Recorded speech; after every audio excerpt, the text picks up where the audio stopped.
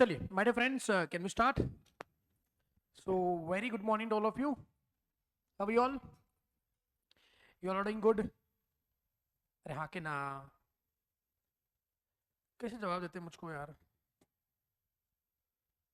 चलिए तो फ्रेंड्स, हम लोग निगोशिएबल इंस्ट्रूमेंट एक्ट के अंदर कुछ बातें पढ़ चुके हैं, उसको एक बार रिवाइज करते हैं और फिर आगे बढ़ेंगे। चलेगा?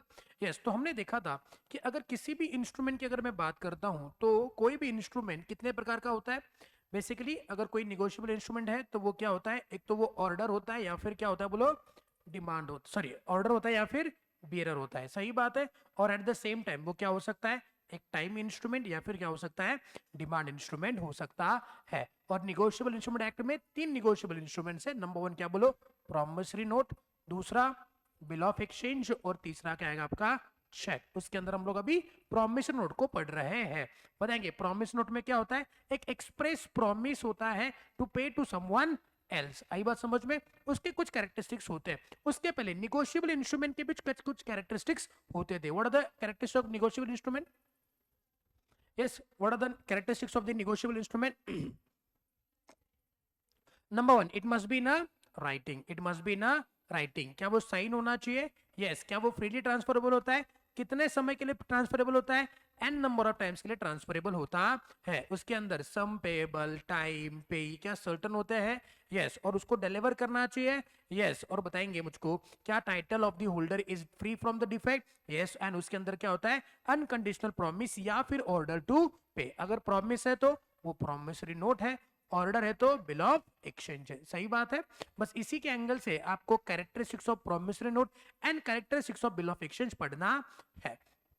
चलिए उसके बाद आते हैं हम लोग प्रॉमिसरी नोट पे। प्रॉमिसरी नोट का मतलब क्या होता है? अगेन इट इज, कैन बोलो, unconditional undertaking which is signed by the maker to pay certain sum of money only to or to the order of certain person or to the bearer. इसको क्या बोलते हैं? Promissory note. Promissory note का meaning आपको clear होना चाहिए। बताएंगे what is the meaning of promissory note? Come on. The instrument in writing. उसके अंदर क्या होता है, अनकंडीशनल अंडरटेकिंग। अनकंडीशनल क्या बोलो, undertaking which has been signed by the maker। उसके अंदर क्या होता है, एक प्रॉमिस होता है। किस बात का प्रॉमिस? प्रॉमिस टू पे क्या, certain sum of money only to specified person or his order or to the bearer of the instrument. इसको क्या बोलते हैं? Promissory note. बताएंगे प्रॉमिस नोट का मीनिंग आपको क्लियर है। और यह रहा प्रॉमिस नोट का एक स्पेसिमन। क्या आपने इसका स्पेसिमन आपके बुक में ड्रॉ किया हुआ है? एग्जामिनेशन में स्पेसिमन ड्रॉ करने के लिए भी बोल सकते हैं। What are the parties to the promissory note? दो पार्टी होते हैं, एक होता है मेकर, एक होता है payee. Who is the maker? The person who promise to pay. मतलब आज अगर राम लक्ष्मण को प्रॉमिस करता है कि मैं तुमको इतना इतना सम पे करूंगा और उसके लिए एक प्रॉमिस नोट बना करके देता है, तो राम क्या हो जाएगा? Ram is the maker of the instrument. यानी कि राम उस प्रॉमिस नोट बना करके किसको देगा? लक्ष्मण को देगा। राम क्या करेगा? प्रॉमिस नोट को बना करके लक्ष्मण को देगा। तो Ram is the maker. And who is the पे? जिसको पे करा जा रहा है। मेकर और मेकी नहीं होता है। तो लोग ना ड्रॉवर, ड्रॉवी, पेयर, पेई, वैसे मेकर मेकी बोलते हैं, मतलब कुछ भी बोलते लोग। मेकर होता है और पेई होता है। पेई मीन्स जिसको पे किया जा रहा है। सही बात है। एक होता है मेकर, एक होता है payee. Who is the maker? जो उस इंस्ट्रूमेंट को बनाता है। हु इज द पे? जिसको पे किया जाता है। तो राम और लक्ष्मण में who is the maker? Ram और लक्ष्मण में who is the maker? Ram. And who is the payee? Lakshman, because Lakshman को पे किया जा रहा है। सही बात। इसमें हो क्या सकता है कि प्रोबेबली राम ने लक्ष्मण से कुछ गुड्स क्रेडिट पे खरीदी करे हैं, जिसका पेमेंट राम ने लक्ष्मण को करना है। इसका पेमेंट प्रॉमिस करने के लिए वो प्रॉमिस नोट बना करके दे रहा है। ये सिंपल लॉजिक इसके अंदर हो सकता है, हाँ कि ना। What are the characteristics? Number 1, it must be in a writing. अरे बताएंगे प्रॉमिसरी नोट एक निगोशिएबल इंस्ट्रूमेंट है कि नहीं? तो अगर वो निगोशिएबल इंस्ट्रूमेंट है तो वो राइटिंग में ही होना चाहिए ना। तो जो कैरेक्टरिस्टिक्स एक निगोशिएबल इंस्ट्रूमेंट के होते हैं वो सारे के सारे किसके होते हैं? प्रॉमिसरी नोट के भी होते हैं। बस उसके अंदर क्या होता है? It must contain the unconditional promise to pay. बस ये लिखा जाएगा, बाकी सारी बातें सेम होगी। तो इट मस्ट बी इन क्या बोलो? अरे बोलो भाई, इट मस्ट बी ना राइटिंग। क्या हुआ, मैथ्स में थोड़ा हेवी हो गया क्या आज? मैथ्स के लेक्चर में थोड़ा हेवी हो गया कि दिमाग के ऊपर से निकल गया? हवाबाजी होगी खाली? हाँ नहीं ना, नॉर्मल था ना, मैथ्स में नॉर्मल था ना, तो ऐसा क्यों बिहेव कर रहे हो? मैंने क्लास शुरू करके आई गेस 7 मिनट भी नहीं हुए और आपका हाल ऐसे हो गया। बताओ प्रॉमिसरी नोट कैसा होना चाहिए? कैसा होना चाहिए? राइटिंग में होना चाहिए। उसके बाद उसके अंदर क्या होता है? एक्सप्रेस प्रॉमिस टू पे, जोर से बोलो क्या होता है? एक्सप्रेस प्रॉमिस टू पे मींस व्हाट? अगर मान लो मैंने ऐसे लिखा, सुनो बात को, क्या ये प्रॉमिस नोट है या नहीं है? मैंने पूरा प्रॉमिस नोट बनाया और मैंने लिखा आई owe Lakshman ₹10,000। You tell me whether this is a promissory note or not. Whether this is a promissory note or not. क्या लगता है आपको? क्या ये promissory note है? नहीं? क्यों? ये promissory note क्यों नहीं है? चलो मैंने ऐसे लिखा, I owe Lakshman ₹10,000 and promise to pay 2 months after the date. बताएंगे क्या ये प्रॉमिसरी नोट है या ये प्रॉमिसरी नोट है? Second one is promissory note, first one is a promissory note. No, why? Because it is mere acknowledgement of debt. Means Ram बोलता है कि मैंने लक्ष्मण को 10,000 रुपए देने हैं। I owe Lakshman ₹10,000। It has not a express promise to pay कि मैंने तुमको पैसे देने हैं, मैं इस समय पे तुमको पैसा पे करने का वादा करता हूं, ये इसमें नहीं लिखा है। यहां पे बस क्या हुआ है कि मैंने तुमको पैसे देने हैं, इस बात का बस एक्नॉलेजमेंट किया है उसने, उसके अंदर कोई प्रॉमिस नहीं है। तो इसमें सवाल बन सकता है कि देयर मस्ट बी, क्या बोलो, एक्सप्रेस प्रॉमिस, स्पेसिफिक प्रॉमिस होना चाहिए। mere acknowledgement, ये क्वेश्चन है आपका। mere acknowledgement of debt is insufficient means what? mere acknowledgement is not a promissory note। अगर किसी पेज पे मैं बस ये एक्नॉलेजमेंट करता हूं कि मैंने तुमको इतने पैसे देने हैं, तो वो प्रॉमिसरी नोट नहीं होता है। Please read example number 1, you will come to no.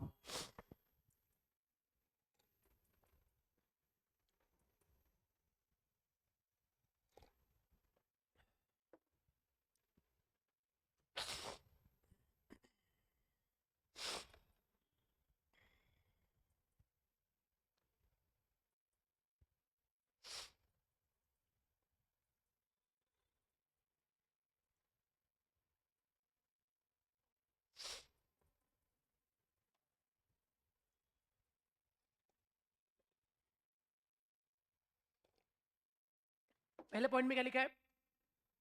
I acknowledge myself to be indebted to B, मतलब मैंने बी को 1,000 रुपए पे करने, ये मैं एक्नॉलेज करता हूं, एंड साथ साथ मैं उसको डिमांड पे करने का प्रॉमिस करता हूं। बताएंगे whether it is a promissory note, whether it is a promissory note, yes. लेकिन मैंने लिखा mister B I O U, I O U ये शॉर्ट फॉर्म है किसका? आई ओ यू का शॉर्ट फॉर्म है। आई बात समझ में? तो लिखा mister B I O U ₹1,000। बताएंगे क्या ये प्रॉमिसरी नोट है? अरे क्या ये प्रॉमिसरी नोट है? सब लोग जवाब देंगे मुझको कि क्या मैं अकेला अकेला बड़बड़ करके निकल जाऊं? क्या ये प्रॉमिसरी नोट है? नहीं, क्यों नहीं है? बिकॉज ये मियर एक्नॉलेजमेंट है। सही बात है। तो पहला कैरेक्टरिस्टिक्स क्या होना चाहिए? It must be in writing. और वहां पे क्या होना चाहिए? एक्सप्रेस प्रॉमिस टू पे, बिकॉज ये प्रॉमिसरी नोट है तो प्रॉमिस होना चाहिए। मियर एक्नॉलेजमेंट, क्या ये एक प्रॉमिसरी नोट होता है? The answer is no. उसके बाद बताएंगे मुझको क्या प्रॉमिस डेफिनेट होना चाहिए और अनकंडीशनल होना चाहिए? अरे नेगोशिएबल इंस्ट्रूमेंट के कैरेक्टरिस्टिक्स में क्या देखा? अनकंडीशनल प्रॉमिस टू पे, हाँ कि ना? तो प्रॉमिस हमेशा कैसे होना चाहिए बोलो? एक डेफिनेट होना चाहिए और अनकंडीशनल होना चाहिए। क्या होना चाहिए? अनकंडीशनल होना चाहिए। एग्जांपल देखिए यहाँ पे, आई promise to pay ₹500 7 days after the marriage with C. The promissory note is invalid as marriage with C may or may not happen. अरे उसने क्या बोला कि मैं तुमको पे करूंगा 500 रुपए जब मैं सी से शादी करूंगा. अब सी से शादी करना सर्टन है कि अनसर्टन है?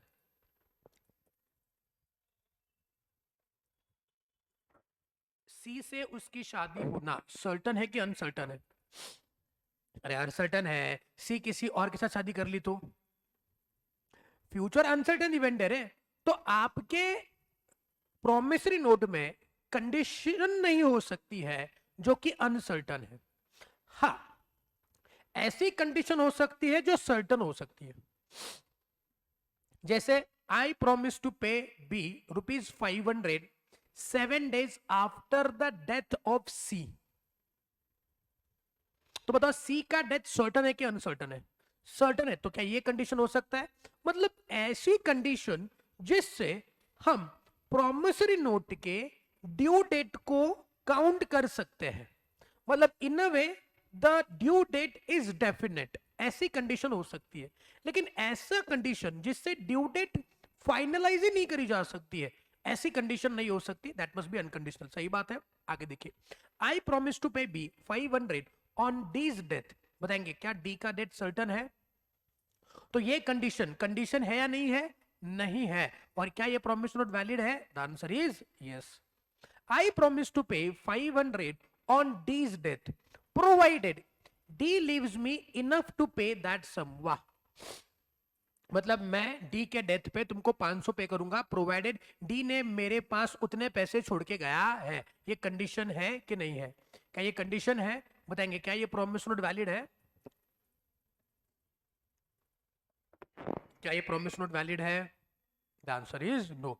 तो बताएंगे मुझको क्या कंडीशनल और अनकंडीशनल के बीच का डिफरेंस समझा? कंडीशनल का मतलब क्या होता है कि उसके अंदर ऐसी कंडीशन हो सकती है जिससे हम उस निगोशिएबल इंस्ट्रूमेंट के ड्यू डेट को कैलकुलेट कर सकते हैं. अगर ऐसी कोई कंडीशन है जो किसी अनसर्टेन इवेंट पे डिपेंड करता है, ऐसी कंडीशन होनी नहीं चाहिए. तो पहला क्या होना चाहिए? It must be in writing. It must B there must be express promise.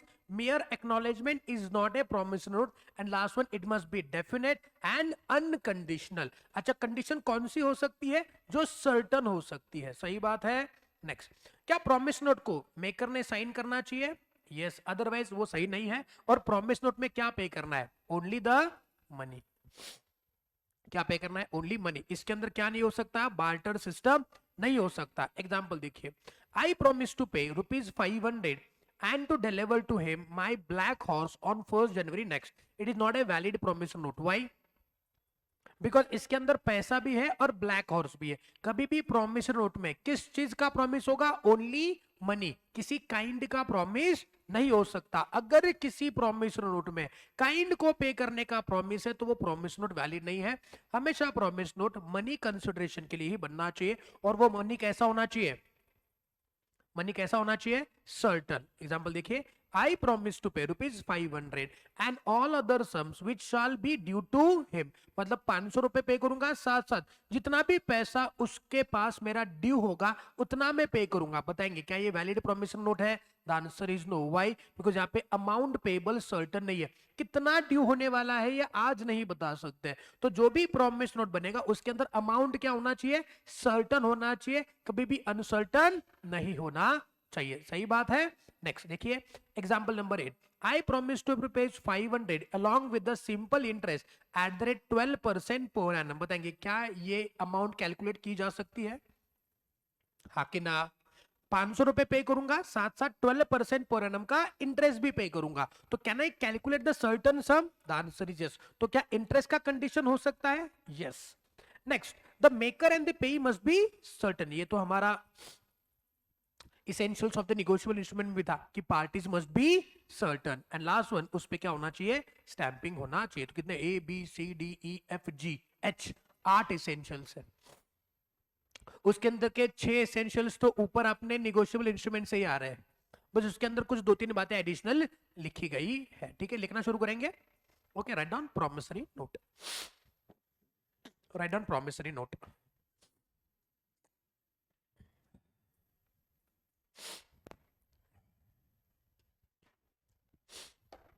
Promise note के इसेंशियल्स, आपने प्रॉमिस नोट तो लिखा होगा ना, yes, लिखो इसेंशियल्स फॉर प्रॉमिसरी नोट। बता आपको क्या क्या याद आता है प्रॉमिस नोट के इसेंशियल्स में?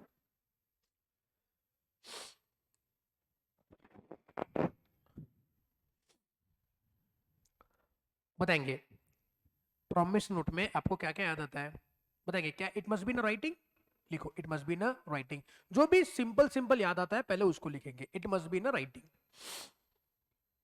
It must be in writing, it must be in writing, लिखा। Next, it must be sign by the maker, हाँ कि ना? देखो it must be sign by the maker,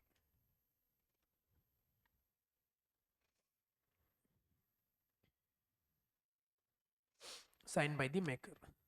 then बताएंगे क्या? Parties that is maker and payee must be certain, लिखो maker and payee must be certain, maker and payee must be certain.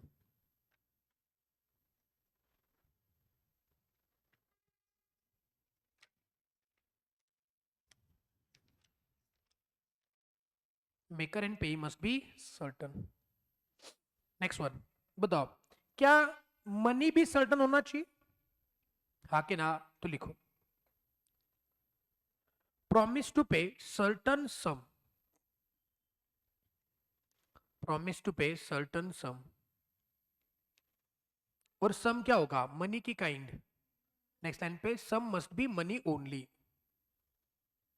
Some must be money only.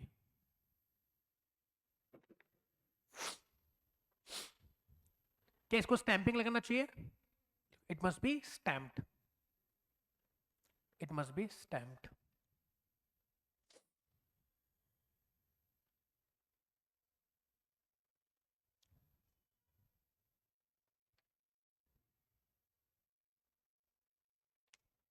It must be stamped.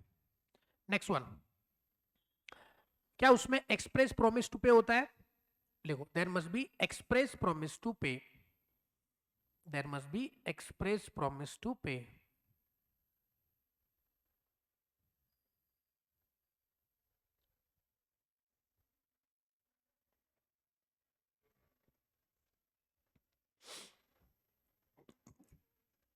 Okay कितने हो गए? 7। कौन सा बचा अभी? Yes, promise must be definite and unconditional, promise must be definite and unconditional.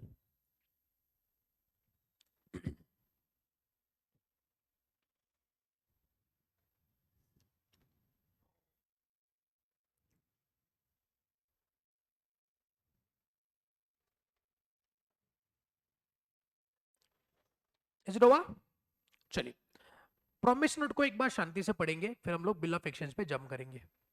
Please read the promissory note, then we will move further for the bill of exchange.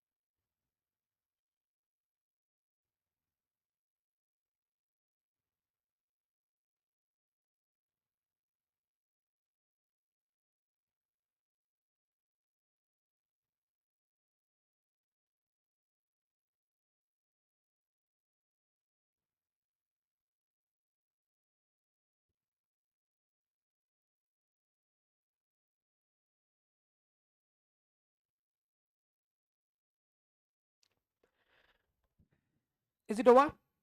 पढ़ लिया? चलिए, प्रॉमिसरी नोट में आपको क्या क्या सवाल बन सकते हैं एक बार उसको देख लेते हैं। तो देखिए बच्चों, प्रॉमिस नोट में आपको क्या क्या सवाल बनेगा। Basically meaning is important for you, हाँ कि ना? और मीनिंग के बाद जो इंपॉर्टेंट क्वेश्चन है वो क्या आएगा आपका, characteristics of the promissory note. तो कैरेक्टरिस्टिक्स को थोड़ा सा आप इंपॉर्टेंट मार्क करेंगे। हाँ, एग्जामिनेशन में अगर वो चाहे तो आपको स्पेसिमेन बनाने के लिए भी बोल सकते हैं, लेकिन मुझको लगता है कि स्पेसिमेन बनाने के लिए बोलने के चांस थोड़े से कम है। आएगा सवाल तो कैरेक्टरिस्टिक्स पे बन सकता है, सही बात है। अरे क्लियर है क्या? आगे बढ़ सकता हूं क्या मैं? चलिए, अब बताएंगे मुझको सेक्शन नंबर 4 में निगोशिएबल इंस्ट्रूमेंट के कितने प्रकार बोले हुए? पहला promissory note, number 2 bill of exchange and number 3 cheque. तो प्रॉमिसरी नोट हो गया अपना। अब बात करते हैं किसकी? Bills of exchange. What is bills of exchange?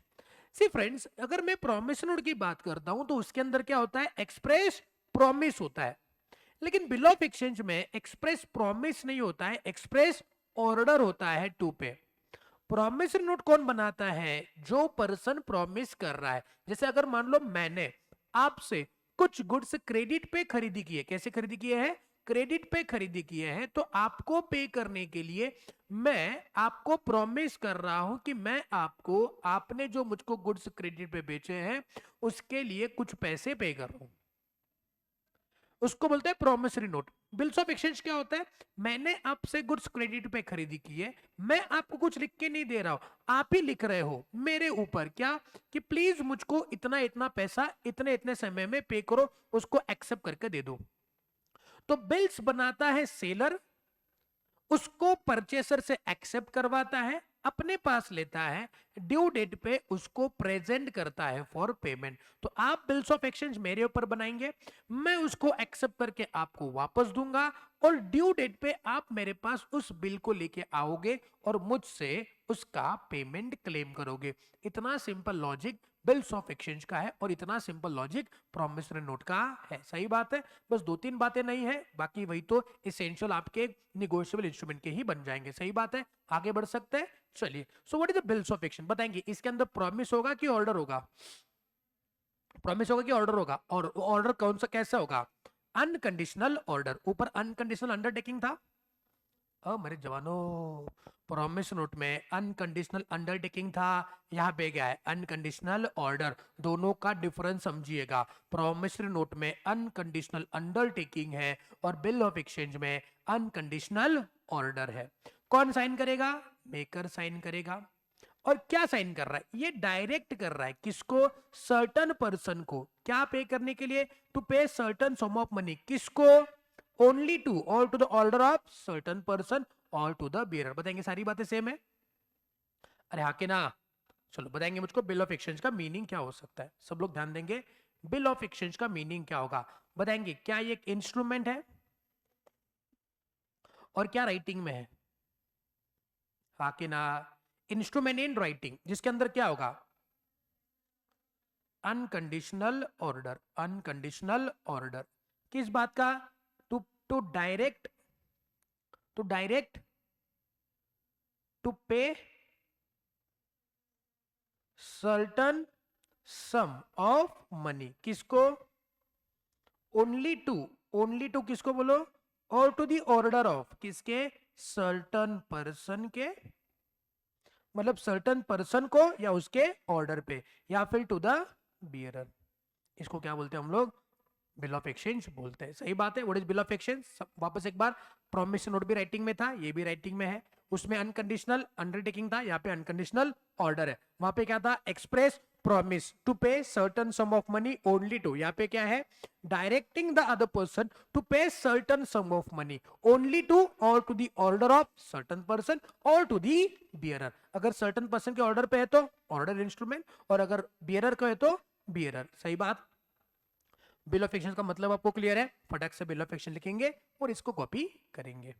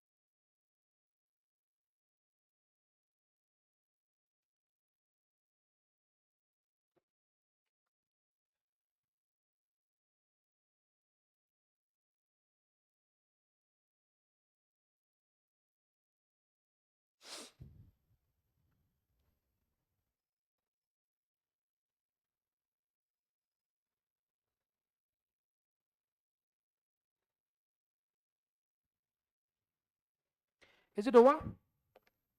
Is it over? आगे बढ़ सकते हैं? आगे बढ़ सकते हैं क्या? चलिए अब बात करते हैं स्पेसिमेन की। जैसे प्रॉमिस नोट का एक फॉर्मेट था, वैसे बिल ऑफ एक्सचेंज का भी एक फॉर्मेट होता है। देखो क्या फॉर्मेट है, ऊपर दिया हुआ है मिस्टर ए। मिस्टर ए मतलब कौन? जो ड्रॉवर। ड्रॉवर मतलब जो पैसे रिसीव करेगा या जो पैसे पे करेगा? जो पैसे रिसीव करेगा। मतलब ये कौन होगा? बेसिकली सेलर होगा या फिर लेंडर होगा जिसने पैसे दिए हैं। उसका एड्रेस है और यहाँ पे दिया है तारीख।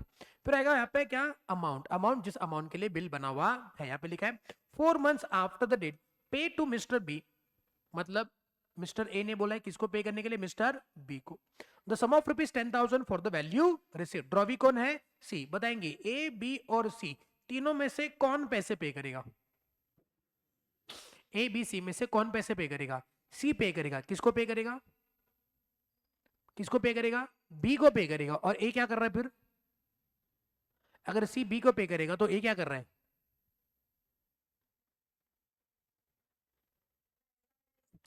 वो बना रहा है बिल। ए ने सी को कुछ सामान क्रेडिट पे बेचा होगा जिसके लिए सी ए को पैसा पे करने के लिए लाइबल है। अब ए बोल रहा है जो मेरे को देना चाहता है वो जाकर के सी को पे कर। तो बताएंगे इसके अंदर ड्रॉवर कौन है? ड्रॉवर कौन है? ए। ड्रॉवी कौन है? सी। और पेई कौन है? आई बात समझ में? तो इसके अंदर तीन पार्टी हो सकते हैं, ड्रॉवर, ड्रॉवी एंड पेई। सही बात है। नेक्स्ट फिर आगे आएगा क्या? आपका सिग्नेचर। और यहाँ पे स्टैंप लगा नहीं लगा? देखो क्या लगना चाहिए? स्टैंप लगना चाहिए। सही बात। जिप लगा। पक्का।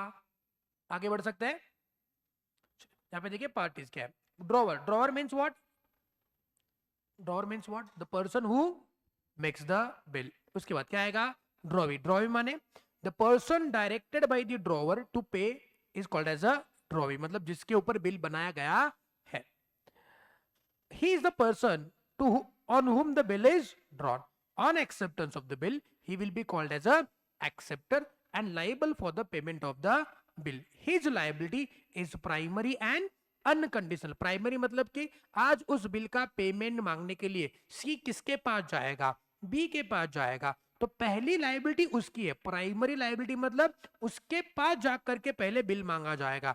और उसकी लाइबिलिटी अनकंडीशनल है, वो कभी भी पेमेंट के टाइम पे कंडीशन नहीं लगा सकता है। जो कंडीशन आपके बिल में लिखा हुआ है उसी कंडीशन में पे करने का, पेमेंट के टाइम पे कंडीशन लगा नहीं सकता है। तो C will go to the B first and ask for the payment. उसकी लाइबिलिटी प्राइमरी है एंड अनकंडीशनल है। अगर B पे करने से मना करेगा तो क्या C A के पास जा सकता है? The answer is yes. तो A की लाइबिलिटी क्या बन जाएगी? सेकेंडरी बन जाएगी। इसलिए लिखा है B की लाइबिलिटी प्राइमरी। क्यों है? Because he is the person who is originally liable to pay on that bill. Clear मेरी बात? प्राइमरी लाइबिलिटी का मतलब समझे? What is primary liability? He is the person who is originally liable to pay. C जाएगा तो पहले B के पास जाएगा, ए के पास नहीं जाएगा। समझे? अगर सी ए के पास जाएगा तो ए क्या बोलेगा? अरे नालायक, उसी के लिए तो मैंने तुमको बिल दिया ना, मेरे पास आना होता तो मैं तुमको बिल क्यों देता? तो प्राइमरी लाइबिलिटी का मतलब क्या होता है? ही is the party who is originally liable to pay. He is the party who is originally liable to pay.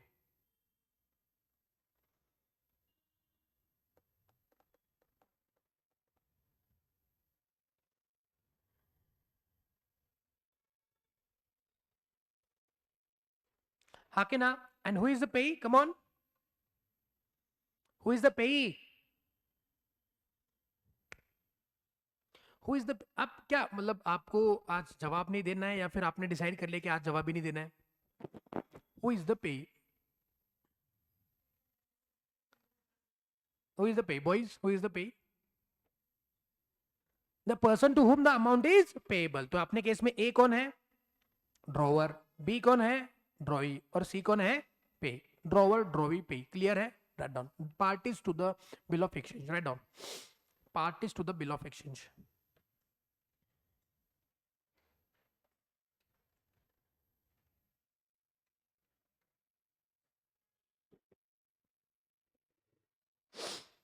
Parties to the bill of exchange. Number 1 क्या आएगा? Drawer. Drawer means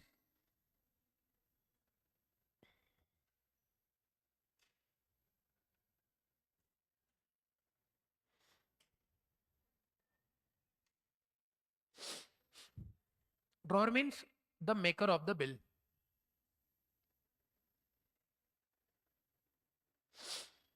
Maker of the bill. Number 2 drawee. Number 2 drawee.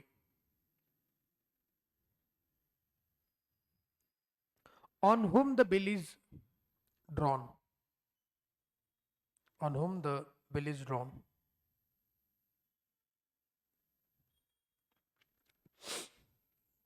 उसी के अंदर he will be called as a acceptor. He will be called as a acceptor. And number 3 उसी के अंदर his liability is primary and unconditional. His liability is primary and क्या बोलो? Unconditional.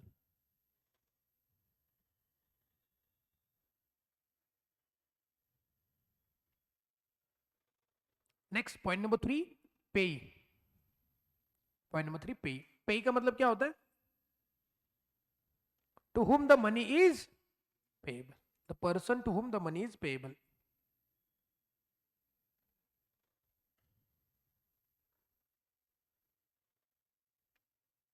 The person to whom the money is payable. जेप लगा? Okay, please go and read the characteristics of bill of exchange and tell me क्या ये सारी बातें already आप कहीं ना कहीं पढ़ चुके हो?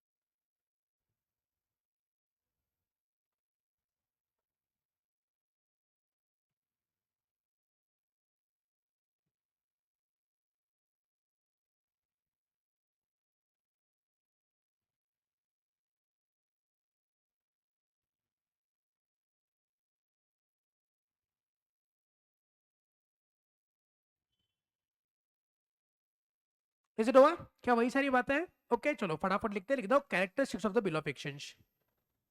Characteristics of the bill of exchange बताएंगे. It must be in writing. हाँ कि ना? It must be in writing.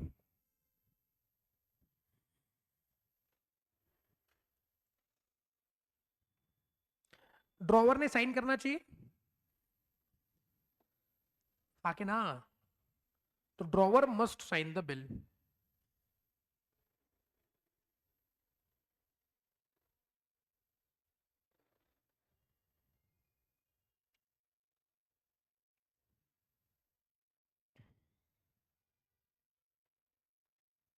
Drawer must sign the bill. Next one.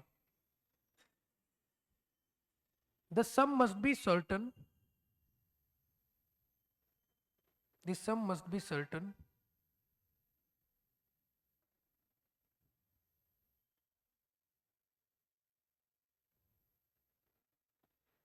The sum must be certain. Next बताएंगे parties भी certain होनी चाहिए. देखो parties must be certain.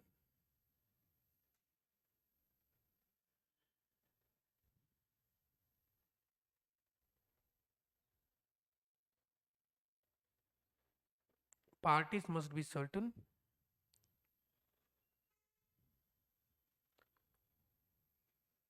then sum must be money only, sum must be money only,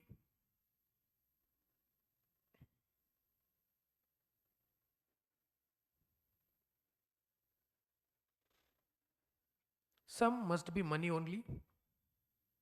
then यहां पे क्या होता है, प्रॉमिस होता है कि ऑर्डर होता है, लिखो एक्सप्रेस अनकंडीशनल ऑर्डर टू पे,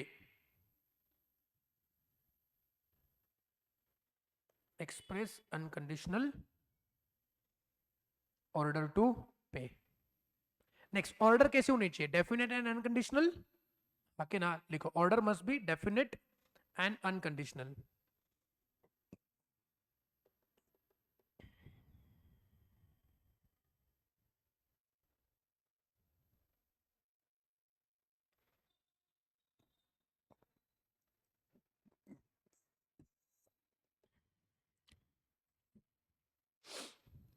Is it over? Is it over? Okay, चलिए now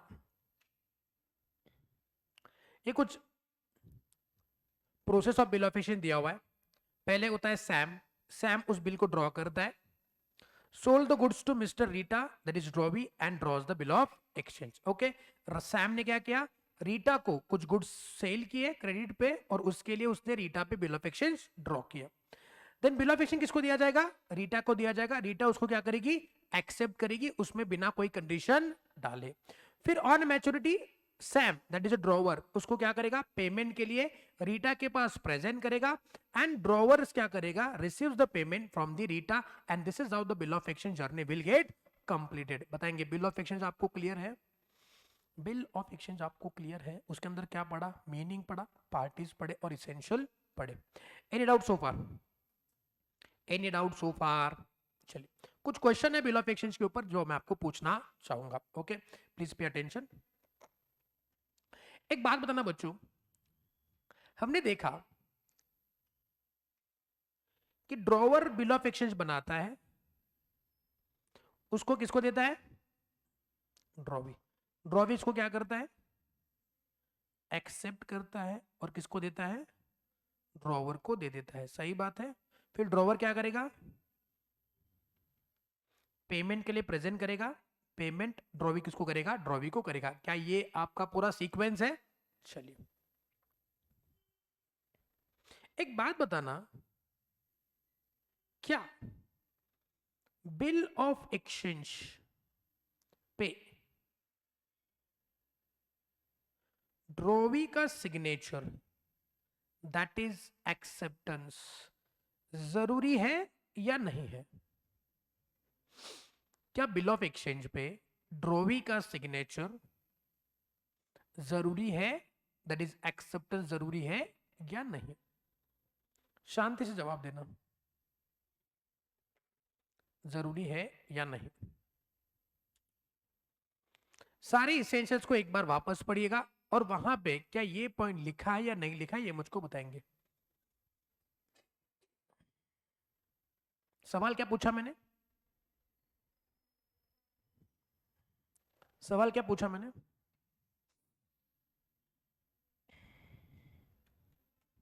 कि क्या बिल ऑफ एक्सचेंज पे ड्रॉवी का सिग्नेचर कंपलसरी है या नहीं. इसेंशियल्स के अंदर मैंने क्या लिख के दिया है,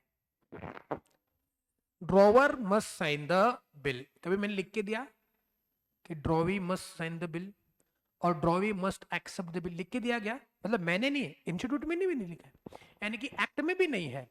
दैट मीन्स व्हाट, कि बिल ऑफ एक्सचेंज को एक्सेप्टेंस की गरज नहीं होती. आपका रटा रटाया ज्ञान, बना बनाया नॉलेज पूरा पूरा तो मैंने तबाह कर दिया, क्योंकि आपने 12th में या फिर प्रोबेबली फाउंडेशन में है क्या negotiable instrument bill of exchange है कि नहीं है. फाउंडेशन में ना अकाउंटिंग वर्क किया ना आपने, तो प्रोबेबली वहां पे आपने सीखा होगा कि बिल ऑफ एक्सचेंज को एक्सेप्टेंस की गरज है, हाँ कि ना. लेकिन बिल ऑफ एक्सचेंज को एक्सेप्टेंस की गरज नहीं है। सर अगर एक्सेप्टेंस की गरज नहीं है तो मैं तो शाहरुख खान पे 100 करोड़ का बिल बनाऊं और ही इज लायबल टू पे मी देन, हाँ कि ना? उसने पे नहीं किया तो मैं केस फाइल करूंगा। देखिए ऐसा क्यों है, इसेंशियल कैरेक्टरिस्टिक्स में ऐसा नहीं लिखा है। क्यों नहीं लिखा है? मान लो आज ए ने, या मान लो ए सलमान ने ऐश्वर्या राय को कुछ गुड्स बेचे, जिसके लिए सलमान ने क्या किया, एक बिल बनाया, दिल नहीं बिल, क्या बनाया, बिल। कीमत है 10 करोड़ रुपए। कितना? अब सलमान इस बिल को ऐश्वर्या के पास लेके जाएगा, बोला कि ऐश इसको साइन करो। नॉर्मली ऐसे होगा ना, ऐश उसको साइन करेगी, सलमान को वापस देगी। क्या? बिल। बिल सलमान का बिल ऐश्वर्या के पास गया, ऐश्वर्या ने उस पर साइन किया, उस बिल को वापस सलमान को दे दिया। ऑन ड्यू डेट सलमान अपना बिल लेके किसके पास जाएगा, ऐश के पास जाएगा। ऐश को बोलेगा ये रहा मेरा बिल, इसको पेमेंट करो। तो ऐश उसको पेमेंट करने के लिए लायबल है कि नहीं? Yes, why? Because she has sign. But अगर सलमान ने 10 करोड़ का बिल बनाया ऐश के ऊपर, लेकिन उसको ऐश को प्रेजेंट नहीं किया फॉर एक्सेप्टेंस, उसने अपने पास ही रखा, क्या सलमान ऐश से वो बिल का पेमेंट रिकवर कर सकता है? The answer is no. Why? देखिए आगे हम लोग एक कॉन्सेप्ट पढ़ने वाले, प्रेजेंटमेंट ऑफ द इंस्ट्रूमेंट। क्या पढ़ने वाले हैं? प्रेजेंटमेंट। तो कोई भी बिल जो होता है बेसिकली ये बस बिल के ऊपर ही होगा। प्रॉमिस नोट को तो एक्सेप्टेंस के लिए प्रेजेंट ही नहीं करते, बिकॉज वो ऐसे ही मैंने प्रॉमिस किया है, उसमें आपके एक्सेप्टेंस की क्या गरज है, हाँ कि ना? तो जब भी कोई बिल आता है तो उसका प्रेजेंटमेंट होता है दो चीजों के लिए, एक तो एक्सेप्टेंस के लिए और दूसरा किसके लिए बोलो? पेमेंट के लिए। आई बात समझ में? एक तो एक्सेप्टेंस के लिए या फिर पेमेंट के लिए।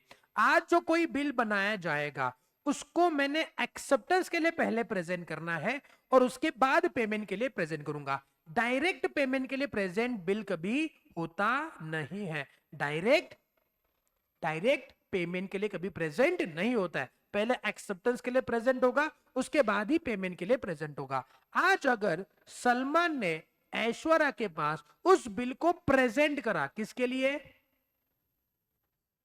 किसके लिए? एक्सेप्टेंस के लिए। किसके लिए? एक्सेप्टेंस के लिए। तो उस बिल के साथ दो चीजें हो सकती है, एक तो ऐश्वर्या उसको एक्सेप्ट करे या फिर एक्सेप्ट ना करे। बोले नहीं नहीं नहीं, मैं पे नहीं करूंगी, मैं साइन नहीं करूंगी, मैं एक्सेप्ट नहीं करूंगी। इसका मतलब अगर बिल एक्सेप्ट हो गया तो बिल फिर आगे किसके लिए जा सकता है? पेमेंट के लिए जा सकता है। अगर बिल एक्सेप्ट नहीं हुआ तो उसी दिन पे बिल क्या हो जाएगा? डिसऑनर हो जाएगा। क्या हो जाएगा? डिसऑनर। और dishonour due to non acceptance, कभी सुना है इस वर्ड को? Dishonour due to non acceptance. तो बिल के डिसऑनर होने के दो तरीके हैं, एक तो dishonour due to non acceptance या dishonour due to non payment. अब पेमेंट में भी दो बातें हो सकती है, एक्सेप्ट तो कर दिया है, पेमेंट हुआ या पेमेंट नहीं हुआ। पेमेंट नहीं हुआ तो डिसऑनर होगा। बात समझे? तो कोई भी बिल होता है वो दो पॉइंट ऑफ टाइम पे प्रेजेंट होता है, एक तो एक्सेप्टेंस के लिए और दूसरा पेमेंट के लिए।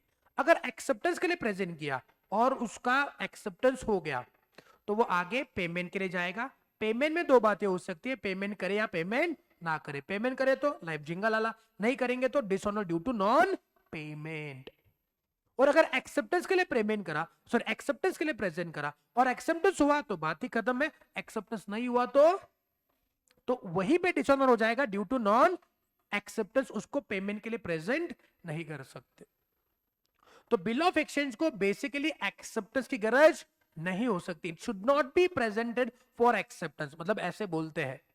इसलिए ड्रॉवी का सिग्नेचर उस पे आज लेने की गरज नहीं है। आगे हम लोग क्लासिफिकेशन में और भी पढ़ने वाले हैं कि कौन से बिल को प्रेजेंट करना चाहिए, कौन से बिल को प्रेजेंट नहीं करना चाहिए, वगैरह वगैरह वगैरह। लेकिन बस आप दिमाग के अंदर एक बात रखो, क्या कि बिल ऑफ एक्सचेंज को कभी भी एक्सेप्टेंस के लिए प्रेजेंट करने की गरज नहीं होती है। बिल ऑफ एक्सचेंज को एक्सेप्टेंस के लिए प्रेजेंट करने की गरज नहीं होती है। उसके ऊपर ड्रॉवी के सिग्नेचर की गरज नहीं है, उसके ऊपर ड्रॉवी के सिग्नेचर की गरज नहीं है। इसलिए ऊपर देखिए यहाँ पे सिग्नेचर भी किसका आया हुआ है, सिग्नेचर किसका आया हुआ है, ओनली ऑफ दी ड्रॉवर। ए है ना, ए इधर वाला, ए वाला, ये ए का ही सिग्नेचर नीचे दिया हुआ है। क्या यहाँ पे बी का सिग्नेचर है, सी का सिग्नेचर है? नहीं है। किसका सिग्नेचर है? ए, जो उसका ड्रॉवर है उसी का सिग्नेचर नीचे यहाँ पे दिया हुआ है। भाई और बहनों बात समझे, भाई और बहनों बात समझे क्या? ऑनलाइन स्टूडेंट्स, क्या आपको ये पॉइंट क्लियर है? कभी भी बिल ऑफ एक्सचेंज में एक्सेप्टेंस की गरज नहीं होती है, उस पे ड्रॉवी का सिग्नेचर होता नहीं है। स्पेसिमन के अंदर भी वही दिया हुआ है, स्पेसिमन के अंदर आपको ए का सिग्नेचर दिखेगा लेकिन कभी सी का सिग्नेचर नहीं दिखता है। क्लियर छे? क्लियर है? आगे आगे आगे और बातें क्लियर होती जाएगी। बस अभी एक दिमाग के अंदर, नॉलेज के अंदर एक बात ऐड कर दो, दैट इज एक्सेप्टेंस के लिए, सॉरी, बिल ऑफ एक्सचेंज को एक्सेप्टेंस की गरज नहीं होती है। बताएंगे बिल ऑफ एक्सचेंज आपको क्लियर है? क्लियर है क्या? ओके चलो शांति से काम करेंगे। Difference between promissory note and bill of exchange पढ़ेंगे। Read it, read the difference. बस 5 ही पॉइंट है, फटाफट रीड कर लो।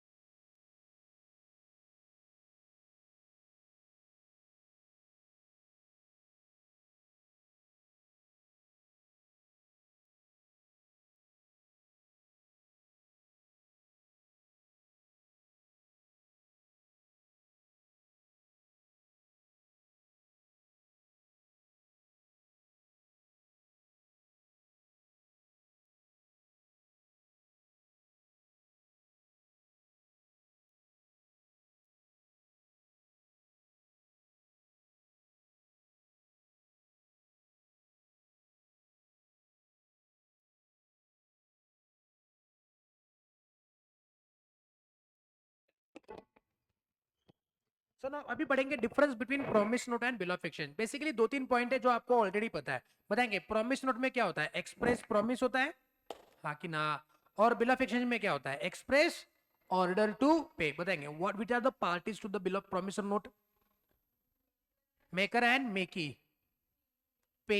एंड बिल ऑफ एक्सचेंज में ड्रॉवर, ड्रॉवी एंड पे। सही बात है। नेक्स्ट वन था एक्सेप्टेंस, चलो ये 2 पॉइंट पे लेके के बोलो, साथ साथ मीनिंग वाला पॉइंट क्लियर है। मीनिंग में क्या था, प्रॉमिस नोट में देखो, promise note is an instrument in writing, not being, वो छोड़ दो। Unconditional undertaking sign by the maker to pay certain sum of money, promise to pay certain sum of money only to the or to the order of certain person or to the bearer, हाँ कि ना।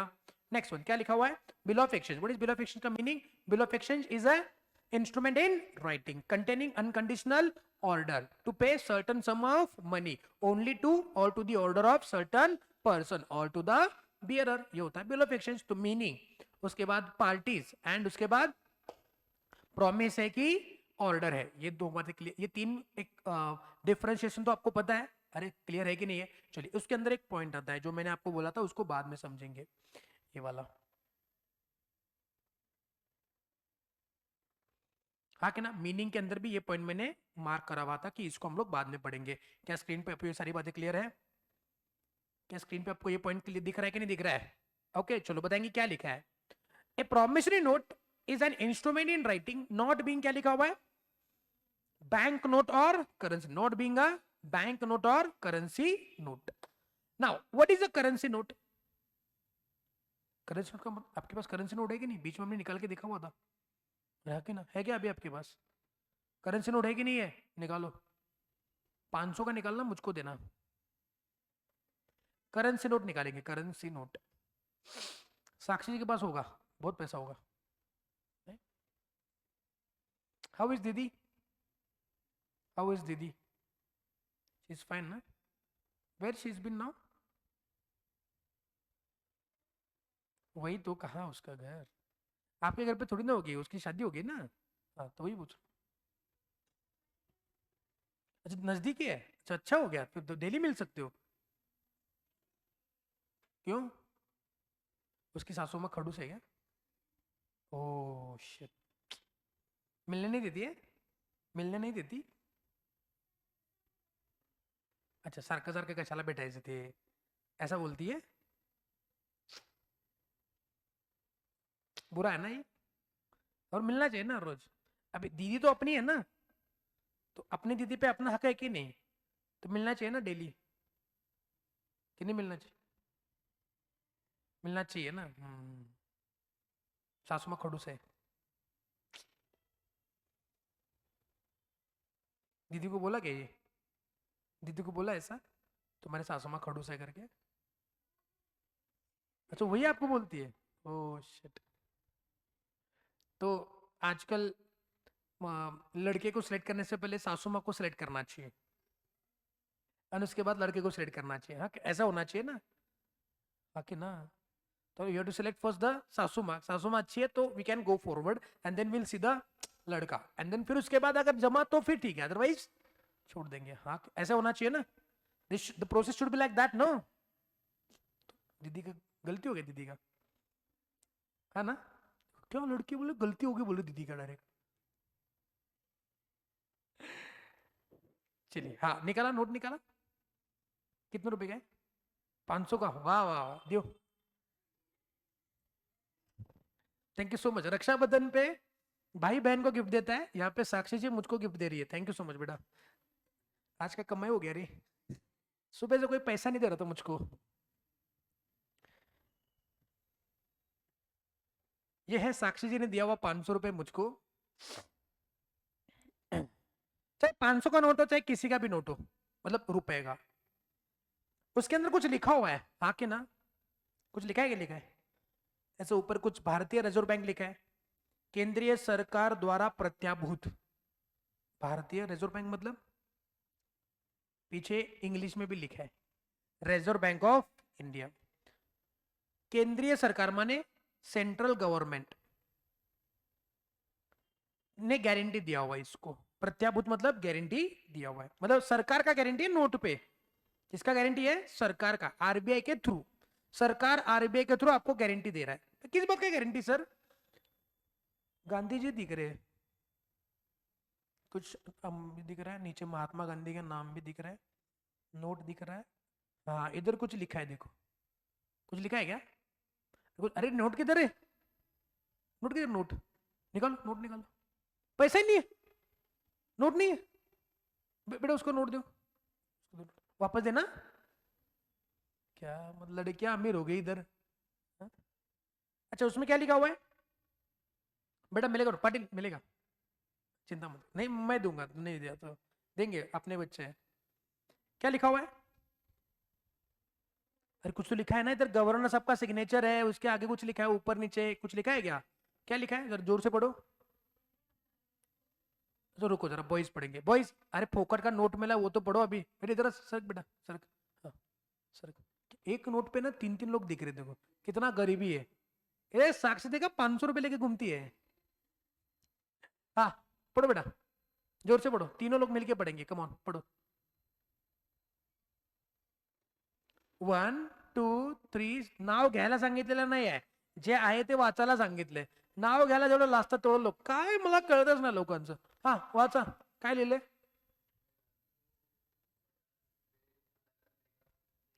क्या वचन देता हूं means what? Sir means नीचे अंग्रेजी में दिया हुआ है। अच्छा अंग्रेजी भी पढ़ो, अंग्रेजी भी पढ़ो। अंग्रेजी में नीचे दिया है कि नहीं दिया है? अच्छा पढ़ो, पढ़ो बेटा। वेरी गुड, मतलब क्या बोला इन शॉर्ट? नीचे शक्तिकांत दास क्या है आपके आपके ये कौन है? गवर्नर कौन है? गवर्नर का नाम क्या है आपके नोट पे? इधर इधर, गवर्नर का नाम है कि नहीं? क्या नाम है?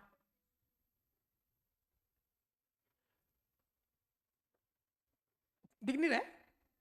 गवर्नर का नाम नहीं दिख रहा है? छोटा है क्या एकदम? हाँ बेटा पाटिल क्या नाम है? क्या नाम है? शक्तिकांत दास, उर्जित पटेल, सॉरी इधर है। शक्तिकांत दास, हाँ। गवर्नर का नाम क्या है? अरे ऊपर साइनिंग में होगा ना, कि साइनिंग ऐसे दिया हुआ है? शक्तिकांत दास, उर्जित पटेल, क्या नाम है बेटा? शक्तिकांत दास। तो मतलब आरबीआई के गवर्नर, सुनो बात को, आरबीआई के गवर्नर कुछ लिख करके साइन कर रहे हैं कि I promise to pay whatever sum of rupees to the bearer, means what? आज ये नोट लेकर के, आज ये नोट लेकर के मैं अगर आरबीआई के ऑफिस में चला गया तो मुझको क्या मिलेगा? ये नोट है, 500 का नोट है, क्या क्या मिलेगा मुझको? 500, मतलब ये नोट लेके दूसरा नोट लेके आऊंगा, ये नोट लेकर के दूसरा नोट लेके आऊंगा। क्यों ये नोट अच्छा नहीं है? फटा हुआ है? अरे नोट अच्छा है कि फटा हुआ है? तो ये 500 रुपए देके 500 रुपए लेके आऊंगा, मतलब क्या? अच्छा this is the currency or what is this? Is this a currency or what? Is a currency? It is India's currency or currency note. It is a currency or currency note. वो India का currency क्या है? India का currency क्या है? रुपए। ये क्या है? रुपए का नोट है। बात समझे क्या? कभी कॉइन पे ये लिखा हुआ देखा है आपने? आई promise to pay a sum of rupees so and so, coin है क्या? कॉइन, कॉइन है? हाँ निकालो, कॉइन तो होगा आपके पास, नोट नहीं है, कॉइन तो होगा। कॉइन है कि नहीं? कॉइन में गूगल पे, ओनली गूगल पे ना? थोड़ा कैश रखा करो भाई, as a sign of good man should have some cash. Coin है क्या? कॉइन है? दो, तो बॉयज को कॉइन लेते हैं अभी।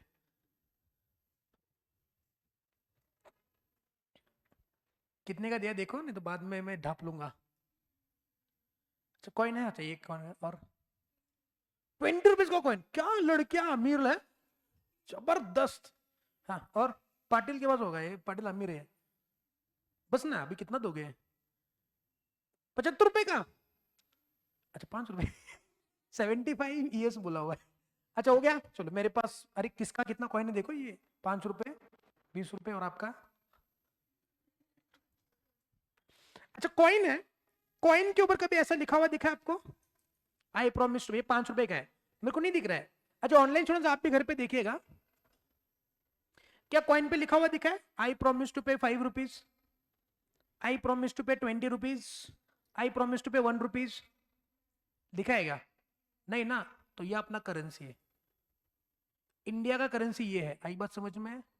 दिस इज इंडियाज करेंसी, देखो रे, this is India's currency, this is the convenient version of this. आज अगर मेरे को 500 रुपए कैरी करने हैं तो चिल्लर 500 कैरी करना होगा, ओके ना। आज अगर मुझको किसी को 10,000 रुपए पे करना है तो अगर मेरे पास 1-1 रुपए का कॉइन होंगे तो मेरे को थैली लेके जाना पड़ेगा। उस थैली को लेके जाना नहीं है मुझको, कन्वीनियंस चाहिए। तो गवर्नमेंट ने क्या किया, उस 10 रुपए के कॉइन, 10,000 कॉइन्स को उसने क्या किया, नोट्स में कन्वर्ट किया। इन शॉर्ट 500 रुपए कैरी करना है तो मेरा खिसा कैसा इतना बड़ा हो जाएगा, 500 रुपए ऐसा गिन के दूंगा। और देने के टाइम पे कितना प्रॉब्लम आएगा, 1 2 3 प्रॉब्लम होएगा ना। इन शॉर्ट मैंने क्या किया, इसको बाजू में रखा, इसको पूरा बाजू में रखा और ये एक नोट छाप करके दे दिया। मतलब गवर्नमेंट के पास 500 रुपए है, ये 500 रुपए है ना गवर्नमेंट के पास, सपोज ये 500 रुपए है, गवर्नमेंट के पास 500 रुपए है, ये 500 रुपए उसने ड्रॉवर में रखा, ड्रॉवर बंद किया और इसके बदले में यहां से एक नोट छापा और एक नोट आपको दे दिया, ये 500 रुपए दे रहे। आज अगर आपको ये नोट नहीं चाहिए, आपको रुपए ही चाहिए, तो आप क्या करेंगे, गवर्नर के पास जाएंगे, गवर्नर ये 500 रुपए, अच्छा ये हमने इशू किया है, अच्छा ठीक है, ये 500 रुपए डालेगा ड्रॉवर में और आपको क्या देगा, अरे गिर गया, ये नहीं बोल रहा है आपके पास आने के लिए। ये 500 रुपए वो क्या करेंगे, अपने पास रखेंगे और आपको क्या देंगे, ऐसे ड्रॉवर खोल करके 500 रुपए दे देंगे। आई बात समझ में, इसको बोलते करेंसी। अच्छा ये इसने क्यों दिया, उसने वो क्यों दिया, बिकॉज उसने यहां पे वादा किया, आई प्रोमिस टू पे, जो भी इसका बियरर होगा, जो भी ये लेके आएगा उसको मैं 500 रुपए देने के लिए बाध्य हूं। सही बात, इसलिए दिया। सही की गलत, आई प्रोमिस टू पे। सर ये सुना सुना लग रहा है कहीं पे, कहां सुना है, प्रोमिसरी नोट पे। तो प्रोमिसरी नोट में क्या नहीं आता है, क्या लिखा है, not being a bank note or currency note, मतलब ये प्रोमिसरी नोट नहीं हो सकता है। ऐसा क्यों, अगर मैंने करेंसी नोट को प्रोमिसरी नोट बोलना शुरू किया, वैसे ये तो है तो प्रोमिसरी नोट ना, है तो प्रोमिसरी नोट ना, लेकिन ये किसको पेएबल है, किसको पेएबल है, ऑर्डर की बियरर, ऑर्डर की बियरर, बियरर को पेएबल है। इमेजिन करते हैं कि अगर आज मैं एक बियरर प्रॉमिस नोट बनाता हूं, क्या बनाता हूं, क्या बनाता हूं, अरे बोलो भाई, ये प्रॉमिस नोट है, ठीक है, यहां पे लिखा मैंने तारीख, आज का तारीख है 21 अगस्त 2024, लिखा आई प्रोमिस टू पे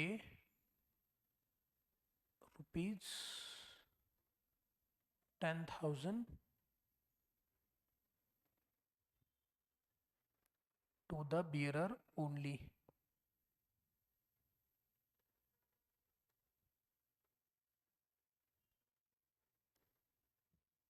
स्टैंप लगा दिया, सही बात है, अरे सही बात है। अब ये प्रॉमिस नोट किसको पे होगा, जो भी उसका बियरर होगा, हाँ कि ना। अब मेरे को किसी को 10,000 का पेमेंट करने का है, मेरे को किसी को 10,000 का पेमेंट करने का है, मैं क्या करूंगा, ये प्रॉमिस ने ऐसा बनाऊंगा और मान लो मैंने साक्षी जी को दिया, साक्षी जी ये 10,000 आपके, बियरर को पेमेंट, आप आइए मेरे पास, मैं पेमेंट कर दूंगा, कोई चिंता नहीं, हाँ कि ना। अब साक्षी जी इस बिल का किसी और को पेमेंट करना चाहती है, सही बात है, तो व्हाट्स नेम बेटा, सानिका। तो मान लो साक्षी जी सानिका जी को पेमेंट करना चाहती है, तो साक्षी ने क्या किया, सानिका जी आपको पेमेंट करना था ना, ये रहा प्रॉमिस नोट, ये ले लो, आपका पेमेंट हो गया। क्योंकि बियरर को पे करना है ना, मेरे को किसी का नाम लिखने की जरूरत नहीं, एंडोर्समेंट करने की भी गरज नहीं, डायरेक्टली ट्रांसफर हो गया। आपका नाम क्या बेटा, सॉरी प्रणीता जी। तो सानिका जी ने क्या बोला, प्रणीता जी मैंने आपको पेमेंट करना था ना, ये रहा प्रॉमिस नोट। क्या प्रणीता का नाम लिखा, अरे प्रणीता का नाम लिखा क्या, नहीं लिखा। ऐसे करके वो इंस्ट्रूमेंट जगह जगह घूम रहा है, जहां पे पैसे इन्वॉल्व होने चाहिए थे वहां पे आज promissory note which is payable to the bearer घूम रहा है। मतलब इस प्रॉमिसरी नोट ने इस नोट को रिप्लेस किया, इस प्रॉमिसरी नोट ने पैसों को रिप्लेस कर दिया रे। आजकल सब लोग प्रॉमिसरी नोट बना करके अपना काम निभा रहे हैं, सही की गलत? पैसे का वैल्यू जीरो हो गया इधर, पैसा काम में भी नहीं आ रहा इधर अभी। सब अपने आप को बस क्या कर रहे हैं, प्रॉमिस नोट बना के बियरर पेबल करके छाप रहे हैं। बताएंगे क्या इससे इकोनॉमी में पैसों की कमी आ सकती है? पैसों का वैल्यू कम हुआ कि नहीं हुआ? हाँ कि ना? इसीलिए गवर्नमेंट बोलता है,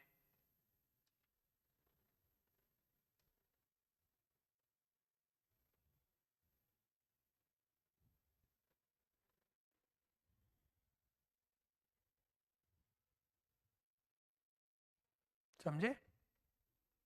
कोई भी प्रॉमिसरी नोट कभी भी बियरर को पेएबल नहीं होगा।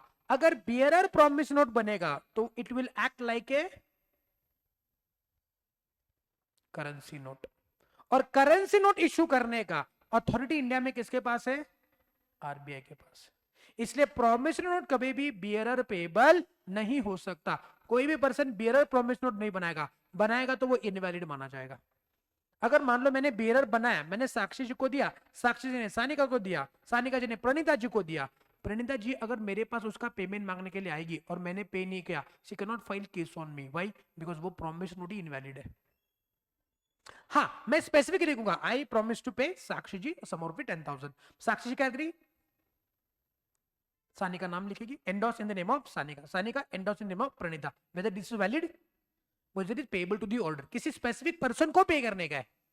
बाकी अनकंडीशनली कहीं पर भी वो एंडोस नहीं हो सकता है, करना है तो नाम लिख करके करेंगे, कहीं ना कहीं उस पर लिमिट लगाया हुआ है। बियरर होगा तो कोई लिमिट ही नहीं, ऐसे ही घूम रहा है वो। समझे क्या? क्लियर है क्या? तो कभी भी प्रॉमिस नोट क्या नहीं हो सकता? बियरर नहीं हो सकता। बियरर प्रॉमिस नोट, ये बियरर प्रॉमिसरी नोट है, इसको बनाने का अथॉरिटी किसका है? ओनली एंड ओनली आरबीआई का। भाई यार बनो, ये पॉइंट क्लियर है? और ऊपर का note being currency note bank note भी क्लियर है। तो प्रॉमिसरी नोट के अंदर क्या आता है?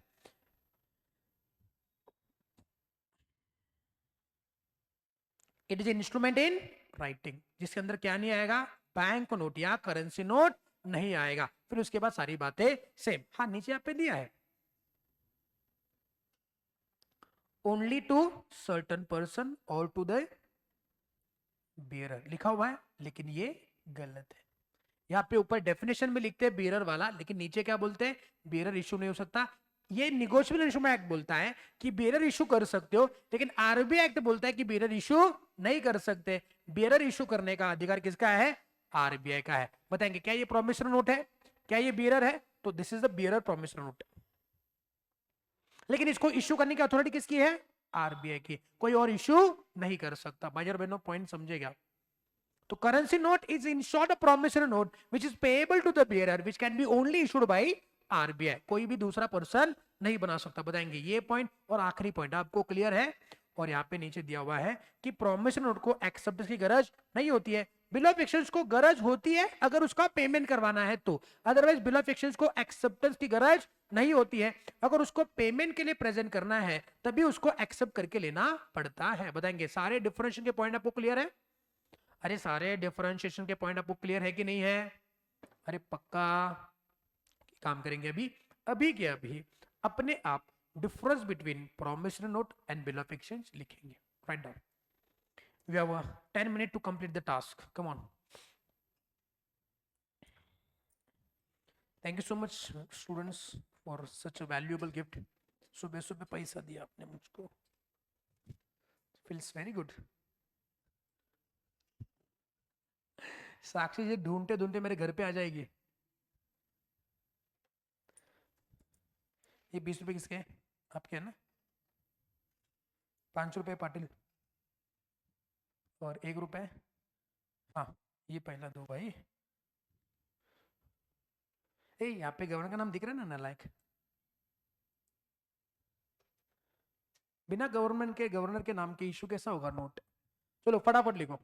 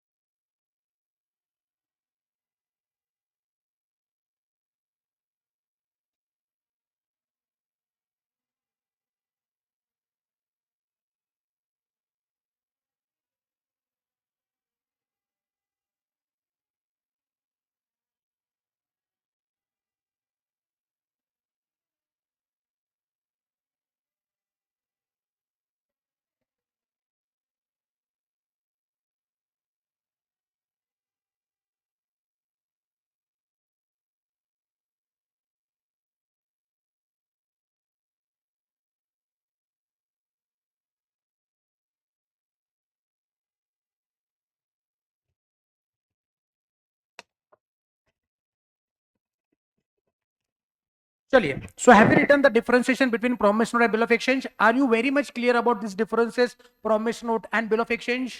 अरे हाँ कि ना, आगे बढ़ सकते हैं हम लोग, इच्छा है आगे बढ़ने की। चलिए, जिंदगी के वो 17 मिनट है, मुझको दे दो आज के लेक्चर के। अच्छा, एक अनाउंसमेंट है अभी, 2 बजे एक मीटिंग है, तो उसको जाना है।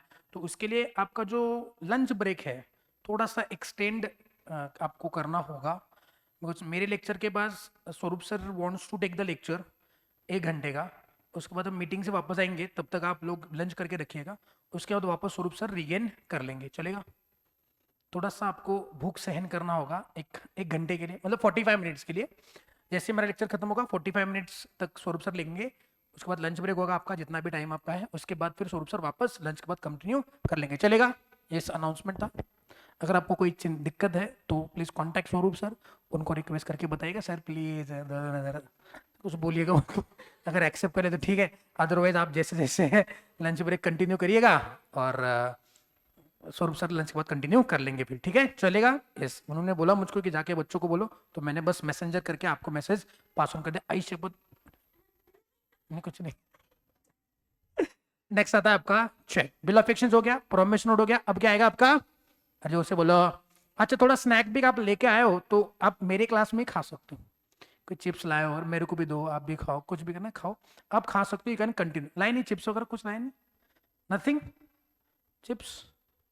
अब लेके नहीं आते सर, थोड़ा कुछ खाने के लिए इधर उधर का नहीं लेके आते? फिर 45 मिनट्स तक आपको अपना बुक रोक के रखना होगा। चेक की बात कर दे भाई और बहनों, क्या कभी चेक को देखा आपने? Have you seen any cheque? मेरे पास होगा शायद चेक बुक, गरीब का चेक बुक होगा एक। यस, ये चेक बुक है जिसका इस्तेमाल मैं कभी नहीं करता हूं, बिकॉज चेक बुक के लिए अकाउंट में पैसा होना बहुत जरूरी है। ये इसी बैंक का खाता खुलता है तो चेक बुक मिल जाता है, ठीक है? तो ये रहा आपका चेक बुक। कुछ इस प्रकार से चेक दिखता है। Have you scene such kind of peace of paper ever? आपके पास है चेक बुक, आपका खुद का चेक बुक है क्या? ओके, ये चेक है, दिख रहा है आपको? Can you see that? Cheque में क्या होता है वैसे? ये इशू किसने किया है? क्या मैं खुद बना सकता हूं उसको घर पे? सर मेरा प्रिंटिंग प्रेस है, मैं खुद छापूंगा इसको। प्रॉमिसरी नोट और बिल ऑफ एक्सचेंज आप कहीं से भी स्टेशनरी की दुकान से ले सकते हो, या किसी भी प्लेन पीस ऑफ पेपर पे आप promise note bill of exchange बना सकते हो। बस आपको स्टैंप लगा करके उसको ऑथेंटिकेट करना होगा। अच्छा नहीं लगता है किसी भी प्लेन पीस ऑफ पेपर पे आपने बना दिया, इसलिए उसके प्रोफॉर्मा आपको किसी भी स्टेशनरी शॉप पे मिल सकते हैं। आई बात समझ में? आई बात समझ में? लेकिन चेक एक ऐसा निगोशिएबल इंस्ट्रूमेंट है जिसको हमेशा कौन इशू करेगा? Only bank. किसने इशू किया? ये HDFC बैंक। HDFC बैंक जहां पे आपका खाता है वहां पे आपको क्या मिल जाएगा? उस आपके पर्टिकुलर अकाउंट का क्या मिल जाएगा? चेकबुक मिल जाएगा। सही बात है। अगर मान लो मेरा खाता है HDFC में, और अगर मान लो मेरे को बैंक ऑफ बड़ौदा का चेकबुक चाहिए, तो मिल सकता है क्या? मिल सकता है क्या? और कैसा मिलेगा? जिस बैंक में आपका खाता है उसी बैंक में आपको क्या मिल जाएगा? चेकबुक मिल जाएगा। चेकबुक में क्या क्या डिटेल्स होते हैं? ऊपर यहाँ पे बैंक का नाम दिख रहा है आपको, बैंक के कुछ ब्रांच के डिटेल्स है। उसके बाद यहाँ पे आ रहा है पे करके डैश करके दिया हुआ है। उसके बाद क्या आ रहा है? Rupees. Can you see that? Identify rupees. Rupees मतलब यहाँ पे क्या लिखूंगा? किसको पेमेंट करने का, सॉरी कितना पेमेंट करने का है। उसके बाद फिर यहाँ पे अमाउंट इन डिजिट आएगा, नंबर आएगा, नीचे साइन, जो साइन कर रहा है, जिसने बिल बनाया, सॉरी जिसने ये चेकबुक चेक बनाया है उसको साइन आएगा। नीचे यहाँ पे चेक का नंबर आ रहा है, सही बात है, अकाउंट का नंबर आ रहा है, और नीचे चेकबुक का नंबर, ऊपर आपका डेट। तो स्पेसिमेन ऑफ चेक तो एकदम आसान है। बैंक का नाम, पे जिसको पे करने का है, amount in words, amount in figures, नीचे साइन आएगा जो उस चेक को साइन कर रहा है, इधर अकाउंट का नंबर आएगा, नीचे आपका चेक का नंबर आएगा, ऊपर आएगा डेट। सही बात है। ये आपका चेक कौन इशू करता है? चेक कौन इशू करता है? चेकबुक कौन इशू करता है? बैंक इशू करता है। बेसिकली चेक को अगर आपको लेना है तो आपको बैंक में खाता खोलना होगा और उस खाते में पैसे रखने होंगे। आपको जिसको भी पेमेंट करने का है, आप क्या करेंगे? उस बैंक का चेकबुक लेंगे, उस पे लिखेंगे pay to some so and so ABC person. अब आपने ये चेक काट करके किसको देना है? उस ABC पर्सन को देना है। ABC पर्सन क्या करेगा? अपने बैंक में जाएगा, वहां पे उसको जमा करेगा, उसका बैंक मेरे बैंक के पास आएगा, बोलेगा कि आपके अकाउंट होल्डर ने हमारे कस्टमर को इस चेक का पेमेंट रिकवर करने के लिए बोला है। बात समझे? फॉर से जिसको एबीसी को चेक इशू किया है उसका बैंक है एसबीआई। कौन सा बैंक है? एसबीआई। तो उसने एसबीआई में अपना चेक, मेरा चेक जमा किया। एसबीआई किसके पास आया? एचडीएफसी के पास आया। एसबीआई एचडीएफसी को बोलता है कि आपके कस्टमर ने, किसने? एचडीएफसी के कस्टमर ने, आपके कस्टमर ने हमारे कस्टमर को पेमेंट करने के लिए आपका चेक इशू किया है, प्लीज हमको उसका पेमेंट कर लो। तो एचडीएफसी किसको पेमेंट करेगा? एसबीआई को। और एसबीआई किसको पेमेंट करेगा? उस अकाउंट होल्डर को पेमेंट कर देगा। इसको बोलते हैं क्लियरिंग सिस्टम। क्या बोलते हैं? Clearing system. कभी आपने चेक क्लियरिंग सिस्टम सुना है? वो ऐसे ही होता है। क्या होता है? एक चेक होता है मेरा एचडीएफसी बैंक का, मैं उस चेक को लिख करके किसको देता हूं? किसको पेमेंट करना है उसको देता हूं। वो क्या करता है? अपने बैंक में जाता है, उसकी बैंक मेरी बैंक के पैसे की बताएगी कि आपके कस्टमर ने हमारे कस्टमर को पेमेंट करने के लिए एक चेक इशू किया है, प्लीज उसका पेमेंट कर दो।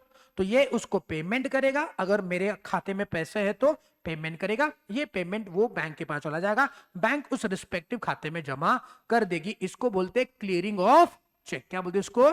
Clearing of cheque. क्या बोलते हैं इसको? Clearing of cheque. Any doubt so far? Any doubt so far? Cheque का सिस्टम समझे क्या होता है बेसिकली? चेक जो है ना, कान खुले सबके, चेक जो है ना ये बिल ऑफ एक्सचेंज होता है। promissory note, bill of exchange and check.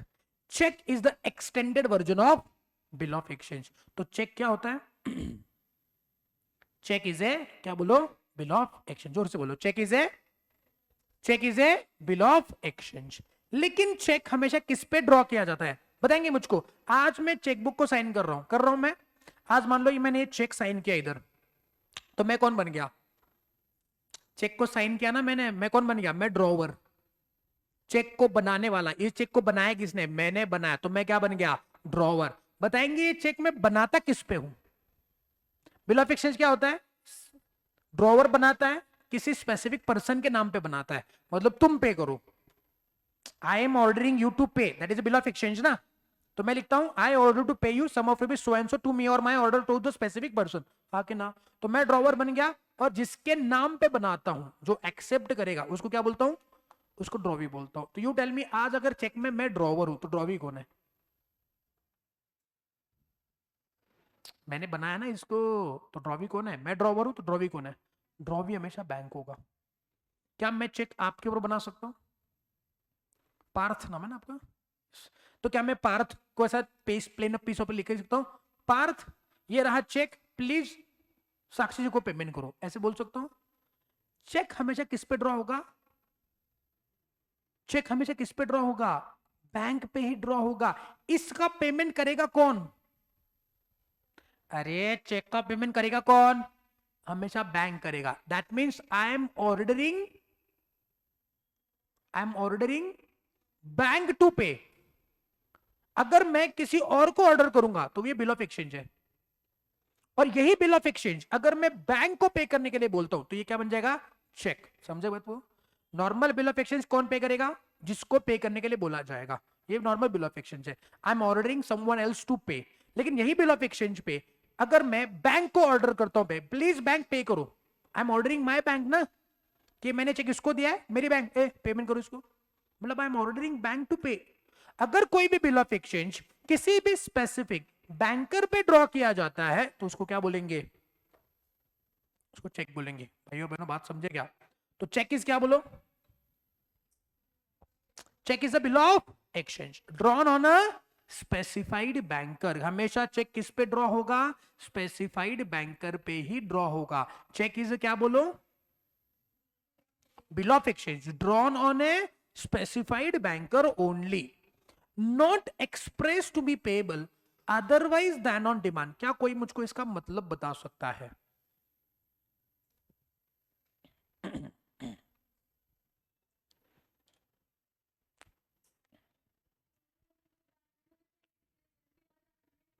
Very good. क्या जवाब? पहली बार फाउंडेशन के बैच में ये जवाब है। एक बार ताली भी, निशानी का एक बार ताली, कम ऑन, अरे ताली बजाओ, जबरदस्त, I am really proud of you बेटा। जब तक कि चेक को बैंक के पास प्रेजेंट नहीं करोगे तब तक बैंक आपका पेमेंट करेगी क्या? मान लो मैंने ये चेक काट करके सानिका को दिया, सानिका जी आपका बैंक कौन सा है? Indian overseas bank. तो मान लो मैंने ये चेक करके दिया, सानिका जी का नाम लिखा मॉर्निंग। सानिका जी जब तक इस चेक को लेकर के इंडियन ओवरसीज बैंक में नहीं आएगी तब तक इंडियन ओवरसीज बैंक क्या मेरे बैंक के पास आएगी? क्या मेरे बैंक को सपना आया है? पता चला बैंक के मैनेजर को रात को सपना है कि मोहित सर ने सानिका को चेक इश्यू किया है, उसका पेमेंट करना पड़ेगा। तो मैनेजर सानिका जी के घर पे, सानिका जी आपका वो चेक सर ने दिया था याद है? हाँ मैं भूल गया, रुको रुको रुको, ऐसा ड्रॉवर निकाल, हाँ ये पेमेंट करना जरा। ऐसा होता है क्या? जब तक कि चेक को प्रेजेंट नहीं किया जाता है कि इसका पेमेंट मुझको करो तब तक बैंक उसको पे करने के लिए लायबल नहीं है। देखिए not express to be payable, इसको ऐसे एक्सप्रेस नहीं किया है अदरवाइज देन ऑन डिमांड, मतलब जब तक आप डिमांड नहीं करते तब तक पे नहीं होगा। उसको ऐसे ही एक्सप्रेस करा गया है कि जिसको डिमांड पे ही पे करा जाएगा, नॉट अदरवाइज देन डिमांड। बात समझिए क्या? चेक हमेशा कैसे पे होगा? डिमांड पे ही पे होगा। बात समझिए? अच्छा ये टाइम और डिमांड का कोई संबंध नहीं इधर, सर डिमांड और टाइम नहीं, मैं उसकी बात नहीं कर रहा। डिमांड मतलब क्या? मैं क्लेम कर रहा हूं, जब तक मैं क्लेम नहीं करूंगा तब तक चेक का पेमेंट। अच्छा बिल ऑफ एक्सचेंज वैसे ड्यू हो जाएगा। मैंने अगर बिल ऑफ एक्सचेंज ड्रॉ किया सानिका जी के ऊपर तो सानिका जी वैसे ही पेएबल है, she is liable to pay. लेकिन चेक ऐसा नहीं है, चेक मैंने बना करके रखा है, इसका मतलब बैंक लायबल नहीं है जब तक कि मैं उसको बैंक के पास प्रेजेंट नहीं करता हूं। शांति से, क्या बोला मैंने? अगर मैंने एक नॉर्मल बिल ऑफ एक्सचेंज बनाया, जिसके नाम पे बनाया है वो पर्सन जिस दिन मैंने बनाया, जिस दिन उसने एक्सेप्ट किया उस दिन पे लायबल हो गया, चाहे उसका पेमेंट मांगने के लिए कभी क्यों ना जाया जाए। लेकिन चेक मैंने ऐसे बना के रखा that does not make bank liable to pay unless and otherwise I have presented it for payment.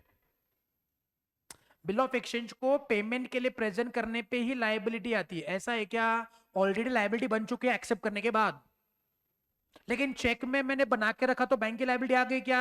अरे बैंक को पता तो चले कि ऐसा चेक बना हुआ है करके, हाँ कि ना, इसलिए उसको हमेशा डिमांड पे ही पे करेंगे, otherwise than on demand payable नहीं है। मीनिंग समझे क्या?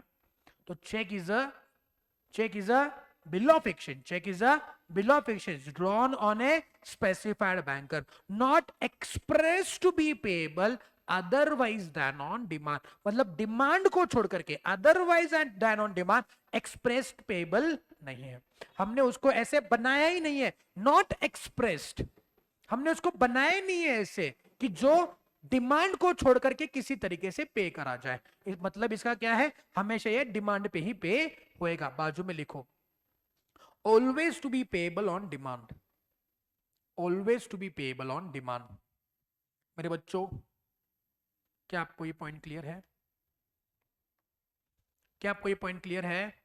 नेक्स्ट आगे कुछ आ रहा है, चेक के अंदर क्या आता है? चेक के अंदर दो चीजें ऐड होती है, एक आता है इलेक्ट्रॉनिक चेक और दूसरा आता है ट्रंकेटेड चेक। जोर से बोलो, क्या? इलेक्ट्रॉनिक फॉर्म ऑफ चेक और क्या बोलो? Truncated check. What is truncated check? देखिए यूजुअली सुनिए, अगर मान लो मैं ये चेक, यूजुअली पहले क्या होता था, सिंपली बता रहा हूं, पहले क्या होता था, मैंने ये चेक बनाया, उसको काट दिया, मैंने सानिका जी को दे दिया। सानिका जी क्या करती थी? उसको जाकर के किसको देती थी? अपने बैंक, आपके बैंक के एचडीएफसी में जाते थे, अपने बैंक में जाते थे। तो उनका बैंक क्या करता था, इस फिजिकली चेक को लेकर के एचडीएफसी बैंक में आता था फिजिकली, मतलब जो भी पियोन वगैरह होते हैं, वो सिपाही वगैरह होते हैं, चेक को जमा करके एक बंच बना करके जितने भी चेक्स है पे करने के, वो क्या होते थे, वो एचडीएफसी बैंक में आते थे। एचडीएफसी बैंक उसको फिजिकली चेक करता था, अच्छा हमारा ये सिग्नेचर बराबर है, हाँ ठीक है, हाँ पेमेंट करेंगे, तो पेमेंट कर देते थे। बात समझे क्या? फिजिकल मूवमेंट ऑफ मनी होता था, फिजिकल मूवमेंट ऑफ चेक होता था। लेकिन बताएंगे जैसे चेक का यूसेज बढ़ा, whether it is impossible to give physically check to the other bank, because कितने सारे चेक है भाई इंडियन ओवरसीज बैंक के पास, क्या बस एचडीएफसी से पैसे रिकवर करने वाले चेक है या दुनिया जहान के चेक है? अरे दुनिया जहान के चेक है, एसबीआई के भी चेक है, तो पियोन कहां कहां घूमेगा? पहले इधर जाएगा फिर उधर जाएगा, फिर इसमें टाइम जाएगा ना भाई। तो पहले चेक का पेमेंट में समय लगता था, कभी कभी 2 दिन, कभी कभी 3 दिन, कभी कभी हफ्ता लगता था। चलो अभी सिटी में है तो ठीक है, अगर मान लो ये चेक जो है जम्मू कश्मीर ब्रांच का है तो, और सानिका जी ने कोल्हापुर के बैंक में उसको जमा कर दिया तो इस कोल्हापुर से वो चेक कहां जाना था, जम्मू कश्मीर। पोस्ट से जाने के लिए 4 दिन, फिर उसके बाद क्लियरिंग के लिए 4 दिन, उसके बाद पेमेंट मिलने के लिए 4 दिन, मतलब 15 दिन चेक का पेमेंट में चला गया अंदर। हाँ कि ना। तो इससे उन्होंने क्या कर दिया, एक नया तरकीब निकाला। क्या निकाला, जैसे ये चेक इंडियन ओवरसीज बैंक में चला गया, ये लोग क्या करते, उसको स्कैन करते, स्कैन करेंगे और स्कैन करके उसको एचडीएफसी बैंक में भेज देंगे। At the end of the day जितने चेक आए इंडियन ओवरसीज बैंक में, उसको सबको स्कैन करेंगे। कुछ एसबीआई के होंगे, कुछ एचडीएफसी के होंगे, कुछ बैंक ऑफ इंडिया के होंगे, कुछ बैंक ऑफ महाराष्ट्र के होंगे। जिसके जिसके चेक है वो बाइफर करके रखेंगे, पहले उसको एक एक को स्कैन करेंगे। स्कैन करके, अब सिक्योर सिस्टम होता है, स्कैन से मोबाइल पे फोटो निकाल के भेज दिया, सिक्योर तरीके से स्कैन करते हैं उसको, फिर क्या करेंगे, सिस्टम से भेजेंगे। किसको, एचडीएफसी के एचडीएफसी बैंक को, बैंक ऑफ इंडिया के बैंक ऑफ इंडिया को, कैनरा बैंक के कैनरा बैंक को, सब हर एक ब्रांच को, बैंक को भेजा जाएगा। बताएंगे क्या इससे टाइम बचा, फिजिकली प्रेजेंटमेंट का टाइम बचा क्या, इससे उनके पास वो चेक चला गया ऑनलाइन फॉर्म में, उन्होंने देखा फिर पेमेंट भी कर दिया, तो उनका भी समय बचा, इनका भी समय बचा, हाँ कि ना, और पेमेंट भी फास्ट हो गया, कस्टमर को पेमेंट भी जल्दी मिला। तो उस स्कैन्ड इमेज को हम ट्रंकेटेड चेक बोलते हैं। क्या बोलते हैं, उस स्कैन्ड कॉपी ऑफ चेक को हम लोग क्या बोलते हैं, ट्रंकेटेड चेक। तो क्या चेक के अंदर ट्रंकेटेड चेक भी आता है, मतलब फिजिकली फॉर्म का ही सॉफ्ट कॉपी है ना, तो उस ट्रंकेटेड चेक पे भी चेक के प्रोविजन अप्लाई कर जाएंगे। अगर फिजिकली चेक अगर डिसऑनर हुआ, क्या हुआ, फिजिकली चेक अगर डिसऑनर हुआ तो क्या उस पर पेनल्टी लगनी चाहिए। अगर सॉफ्ट कॉपी डिसऑनर हुई तो, सॉफ्ट कॉपी डिसऑनर हुई तो क्या उसके ऊपर भी ये प्रोविजन अप्लाई कर जाएंगे। मतलब सेक्शन नंबर 6 चेक में जितने प्रोविजंस एप्लीकेबल होंगे वो ट्रंकेटेड चेक पे भी एप्लीकेबल है।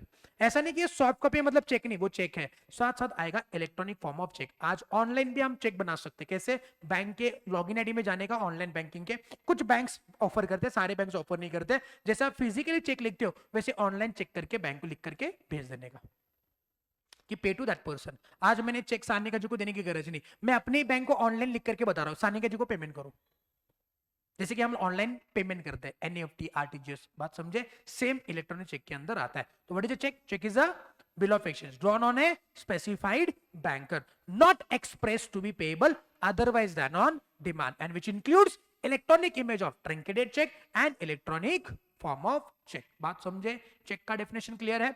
कल जब मिलेंगे तो इस डिस्कशन को आगे बढ़ाएंगे। आज का लेक्चर क्लियर है, एकदम simple. Okay, thank you so much, मिलते हैं कल, bye bye, have a nice day.